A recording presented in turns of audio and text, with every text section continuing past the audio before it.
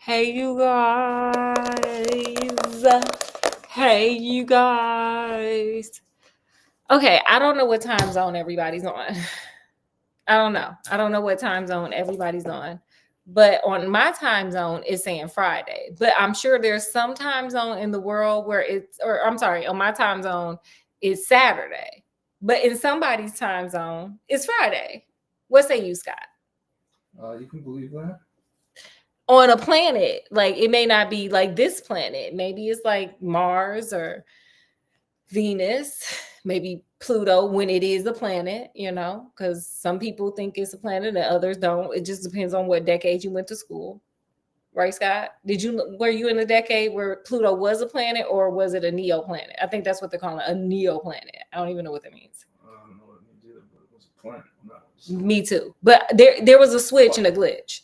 What, Scott? Scott, that ain't even what we here for, but let's do it. Let's go down this journey. What you got, Scott? Well, if it was a planet when you were in school, then it was probably a planet when I was in school. Scott, I wanted to just be clear. Okay. See, that's why we don't invite Scott nowhere. We can, like, sometimes you can't take everyone everywhere. Period. Lesson, boom. We don't even got to do a lesson learned. That is the lesson learned. You can't take everyone on every journey with you. Scott may not be able to come on some of these journeys with us because Scott don't know how to behave and ask the right questions. He's not press ready. Mm-hmm. Okay, if y'all see there's a pot back there, I am making me some tea, some ginger tea to just kind of, let me tell you, Scott and I went and had some ice cream. And now I got to soothe my stomach because it was just too much. We did too much. We did a full dinner and then some ice cream. It was like a lot. So now I want to kind of soothe my stomach. So we're going to have some ginger tea. So at some point during this story, I'm going to get up and pour my tea. It won't be that long. You ready, Scott? I'm ready. You ready, y'all? Now, also, don't get attached to this title. I've never read this story before. This will be a first, and I'm gonna react to it and tell you what I think. But I might change the title if something like really stirs my spirit. Scott, you can help too. Y'all can help in the comments. Okay? Let's get it. If it's good enough, honey, I'll change this title. I ain't got no problems with that. Except for like curse words and stuff. We're not doing that. Scott. You don't be knowing how to act. Okay, today's story is called The Babes in the Woods. I feel like these are unsupervised children. The babes. Okay. Like babies. I feel like these are unsupervised children. But let's see. Let's see where it takes us. Let's see where the story takes us.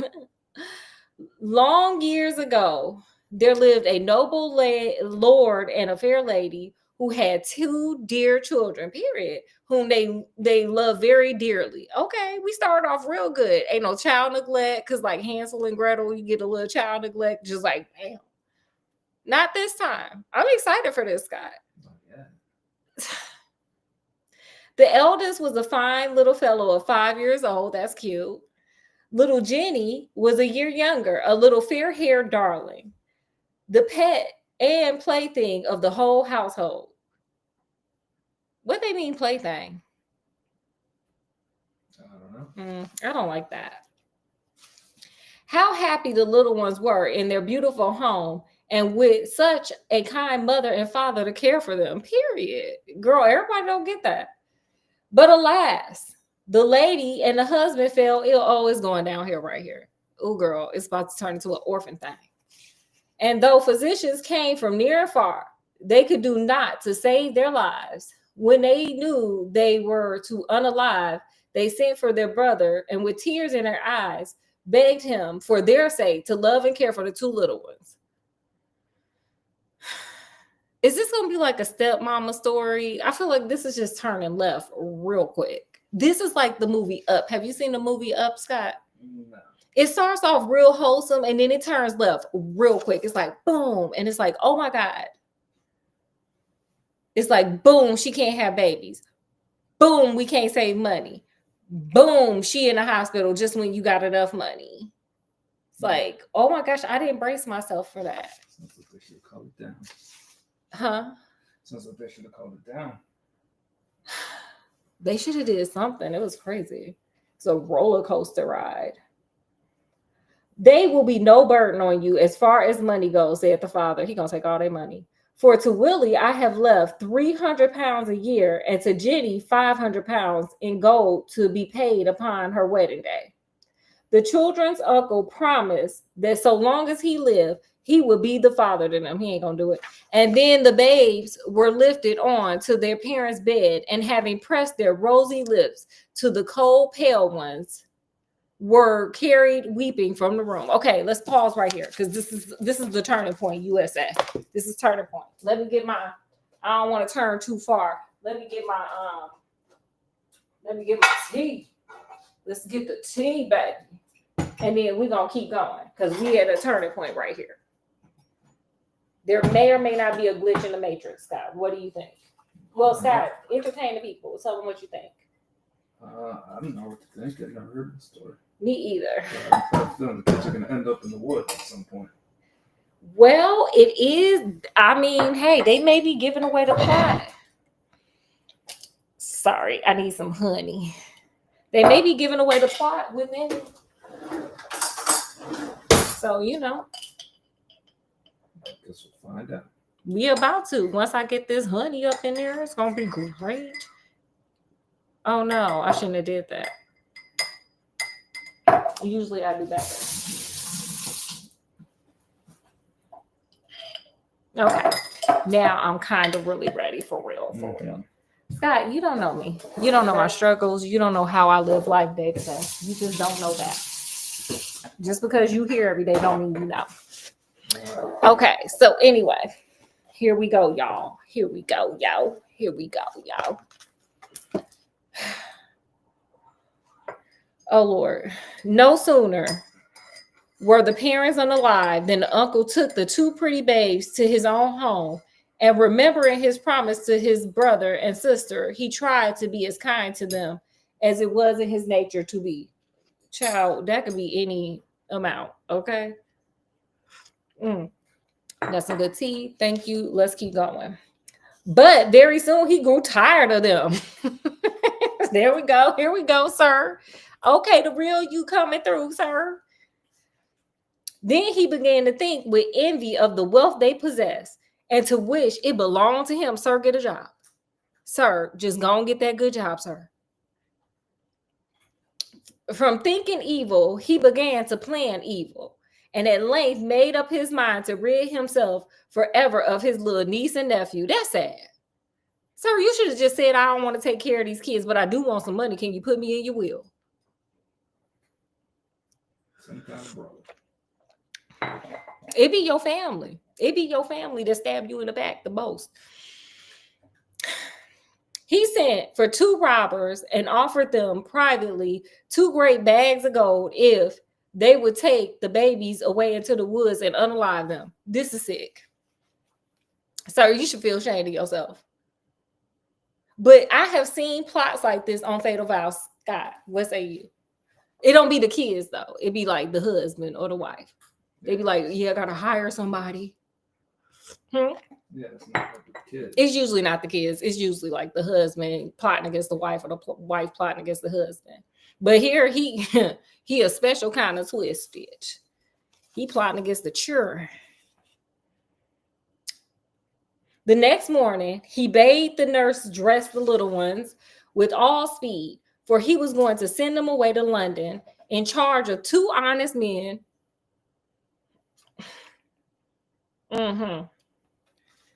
There to be educated and brought up in a way benefiting their rank. So they were lifted upon the horse of the 2 robbers and rode away laughing and prating merrily. For many a mile they went until they reached a thick, dark wood. Here the robbers alighted. Some of this old English. I'm sorry, y'all. And entered the woods, one of them leading the boy by the hand and the other carrying little Jenny upon his shoulder. This is sad as all get out, child. This is sad. Is this the way to London town? Said Willie boldly. I will not light the dark, wild woods. Little Jenny was growing sleepy, for she missed her midday nap. So she kissed the robber upon the shoulder, she said, and then, lying her little head confidently against his cheek, fell fast asleep. This sad. They just little kids. This sad. Some of these fairy tales are a little sad, y'all. That's why this one ain't a Disney movie, because this is crazy. For some time past, the robber's heart had failed him. For the children were so sweet and pretty that he could not bear to harm them. This man got a good heart, y'all. Even though he a robber, sometimes some people have a heart. Sometimes. I'm not saying all the time. Some of the time. This is one of them. That he could not bear to harm them. And now, when he felt that warm little cheek laying so close to his own, he made up his mind that he would save them. Comrade, he said, let's not hurt the pretty children. They never harmed us, and truly, it would be a cruel deed for us to unalive them. Good man, right choice. But the other robber had a hard heart and would not consent. See, sir, if you were living today, you would be in prison. You would be in prison. They make a place like they make a place for people like you, and it's called the prison system. What say you, Scott? What say you, y'all? Yeah. That's what they call it. Purgatories. We have been well paid, he answered roughly, and I, for one, want to earn my wage. Sir, if you already got the money, it's already in your pocket. You could just go on and skedaddle. But the kind-hearted robber determined that they should not unalive. And at length, he and his comrade came to words over the matter and then to blows. Oh, Lord. The poor babes clung to each other in terror, whilst the two fierce men fought. And then the kind-hearted robber vanquished the cruel one. They begged him with tears to take them home to their nurse again. That's not happening, y'all. This the robber dare not do.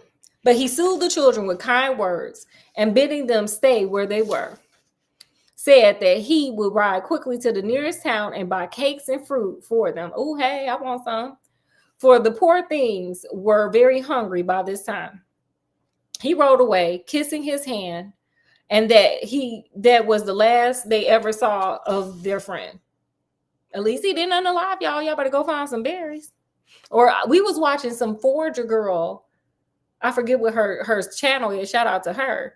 But she was showing you what mushrooms you could forage. They better find the mushrooms. They were yellow. Don't eat the red ones. Gotta look at the positives here. Okay. Scott was trying to tell me look at the silver lining, and we did, and we ended up eating a lot. We did. So do the same thing. Transmute this. For a long, long time, they waited patiently for his return and began wandering here and there, plucking the blackberries. Smart children. Smart children. See, I told you, smart children. Which grew in clusters upon the bushes.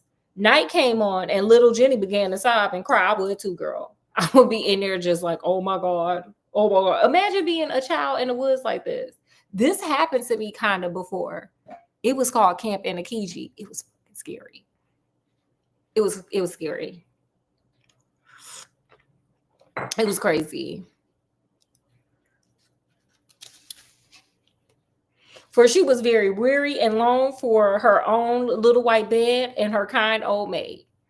The darkness and the shadowy trees frightened her. Girl, it's frightening me too, just reading about it. Willie put his arm around her and tried his best to comfort her. But the brave little lad was tired too. And at length, they both sat down at the foot of the tree and cried as though their hearts would break. They are going to break. Y'all better hurry up and find some water. And don't cry, because, honey, you're going to need all the moisture you can get. Where's some water at? And is it clean? The little rabbits came out of their holes and peeped at them curiously. And a little brown bird perched high on a tree looked down at them with her bright black eyes and tweeted gently with love and pity. She called her mate and showed him the sorrowful babes. Our birdies are safe in their warm nest, she said. But these pretty dears will unalive of cold and hunger before the morning. Girl, they gonna get them some water. You can only live without water for 3 days. You can live without food for 14 or 21 or something like that. Get them some water. Y'all animals, y'all know where the water source at? What's up? Then her mate lifted his soft brown head and began to trill the sweetest, tenderest lullaby that was ever sung, and the two lost babes lay down side by side with their arms each around each other's neck, and the tears dried upon their soft cheeks, probably because they dehydrated. And presently the lovely music lulled them both to rest. Period. Send them a lullaby. I do it to Scott sometimes. You want to hear the lullaby again, Scott? Sure. Lullaby and good night. Go to sleep, little Scotty. Period. By the time we get to that, honey, he knocked out. Mm-hmm. Period. It don't require much more. For what?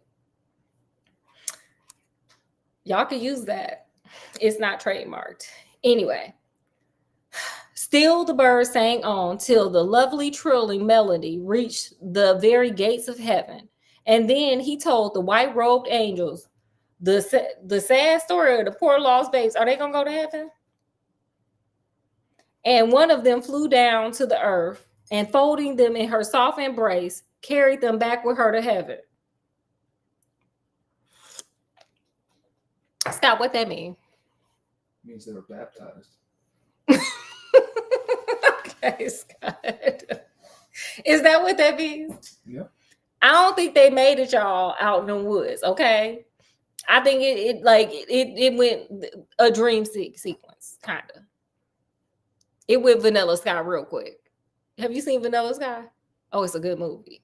It's about the elusive dream. It went real lucid dream. Okay? So that when they awoke, they were no longer hungry and were resting on their own mother's breast. This fairy tale is not going to be famous via Disney. Okay, period. Because, girl, we got children not making it in a subtle way, though. I guess that's what I'm going to name it. Children not making it in a very subtle way. Should I make it that? Sure. I mean, that's what happened. I didn't write the story. I'm just reading it and giving my thoughts on it. Okay. Y'all can give y'all's two in the comments because this is crazy. Girl, what in a fairy tale is this? But the little birds and the rabbits did not know that the children had flown away to heaven. Only the angels knew that. And it grieved the tender-hearted little robins to see the two little forms lying so still with no covering to keep them warm through the long night. So they fetched leaves from the trees and the bushes and made a beautiful coverlet of crimson, brown, and green. Then each robin flew home in his nest to tell his wife the sad story of the babes in the woods. That's the end. Okay. Wow. Now it's awkward. I'm so sorry, y'all. It ended up being a super scary Saturday sleepover. Yeah, I thought fairy tales were supposed to have No. When you go back and get like the old school, the like real ones, no. Disney be covering up the scandal, baby. The scandal be in these books, in these old school books. That be the scandal. Disney just be like, oh, let's make it nice so children don't cry themselves to sleep except for in the movie Up. It just starts off like, bam. All right, well. Okay. Well, okay.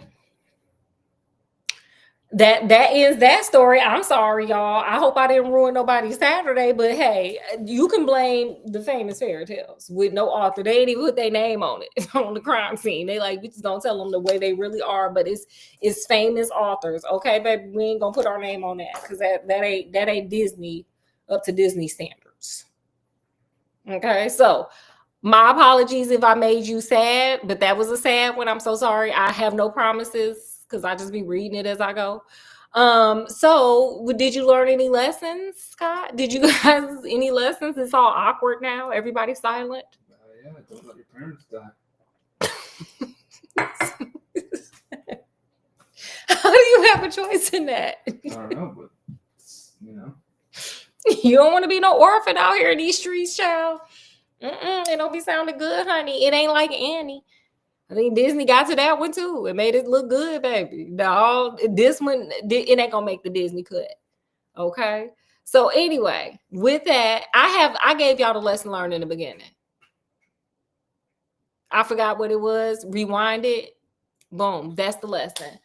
Okay. So with that, I bid you guys adieu. Okay. We're gonna be back because I gotta get the super scary Saturday sleepover. We're gonna get that one knocked out. So I bid you guys adieu from wherever we are to wherever you are. Peace and love and happiness. And we'll see y'all shortly. I just got to change to my night clothes. And honey, after that story, I guess where I'm going. To bed, to bed. Sleepy, says sleepyhead, period. So anyway, we'll see y'all in not that long. Okay, bye. You gonna say bye? Make